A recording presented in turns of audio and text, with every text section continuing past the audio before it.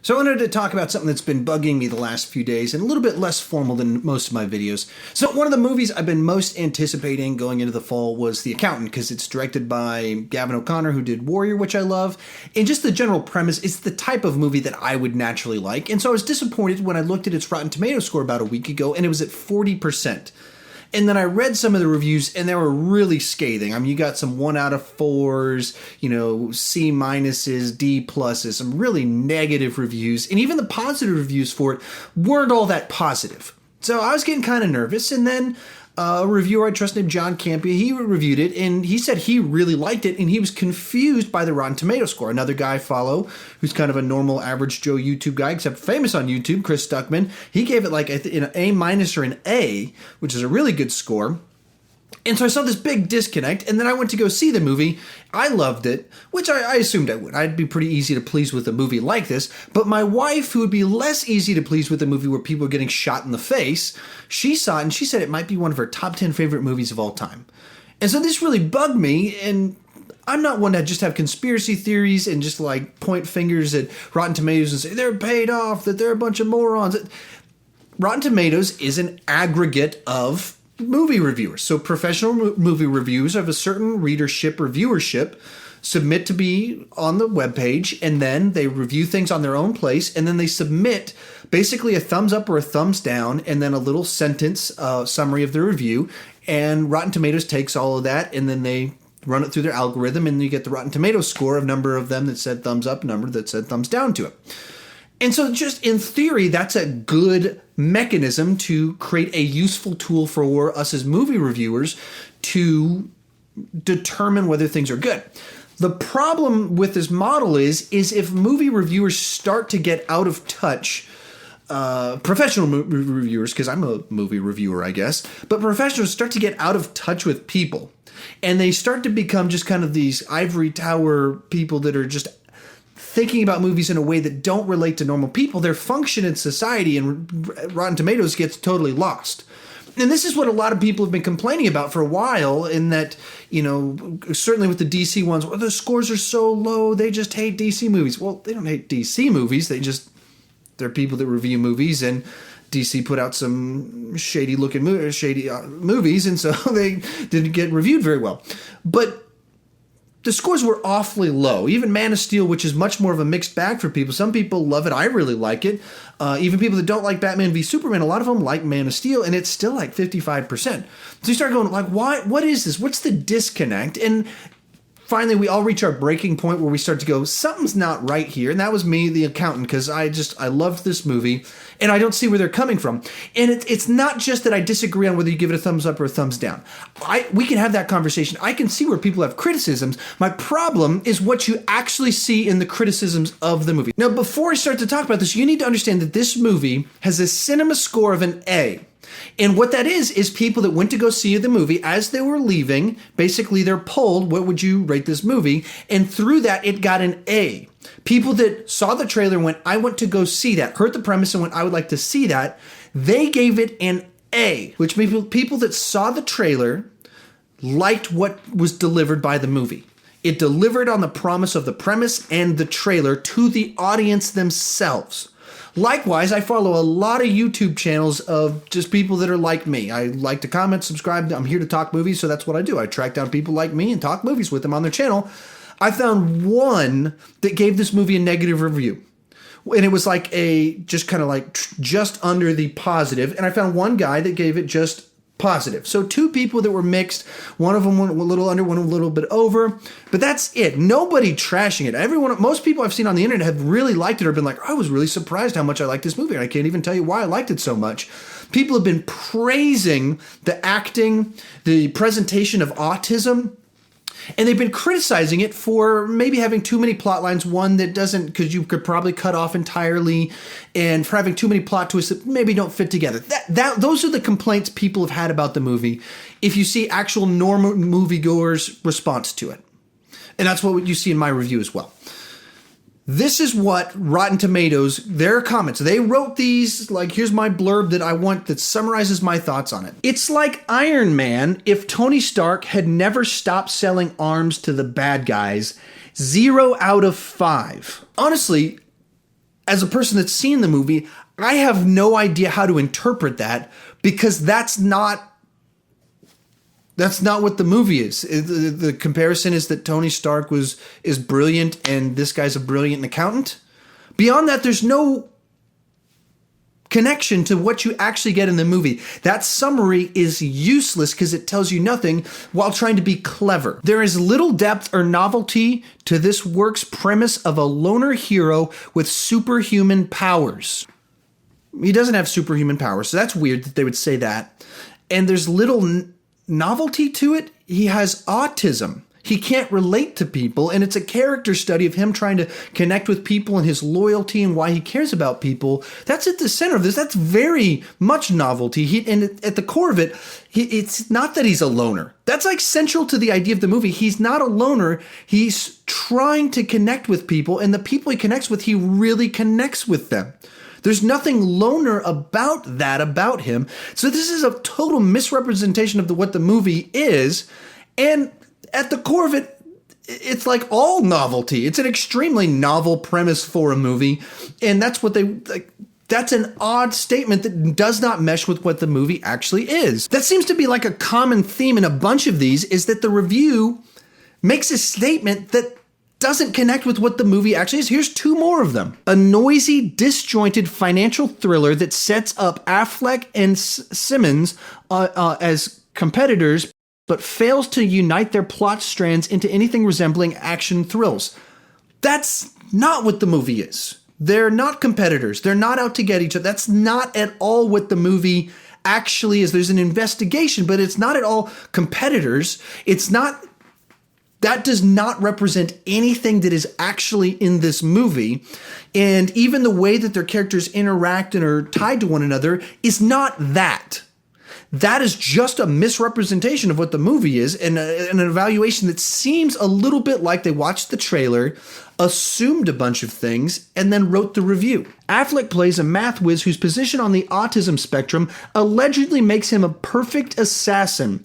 The notion is offensive on so many levels, especially in the service of such low-grade crime fiction, that it's painful to watch. Conveniently, he doesn't have to go through the pain of watching that movie because he hasn't seen this movie. His character is not an assassin.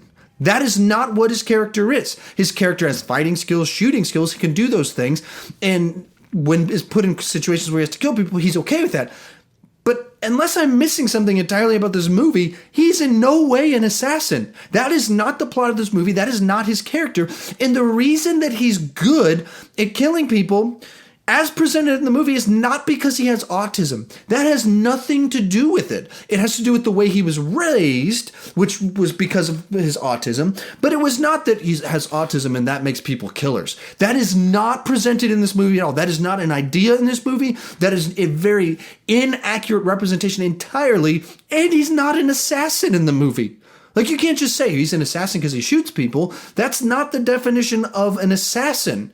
So I don't know that this guy's watched the movie. I don't think that he has, or he watched it without paying attention. He was just kind of like taking notes, working on something else while it was off in the background. But you could not watch this movie and honestly write that sentence and believe you're accurately portraying the movie unless you just went in with a bias and were checked out the entire time. And then there's a bunch of just really low scores. And even what they say, it's not all the criticisms that normal people said about the movie.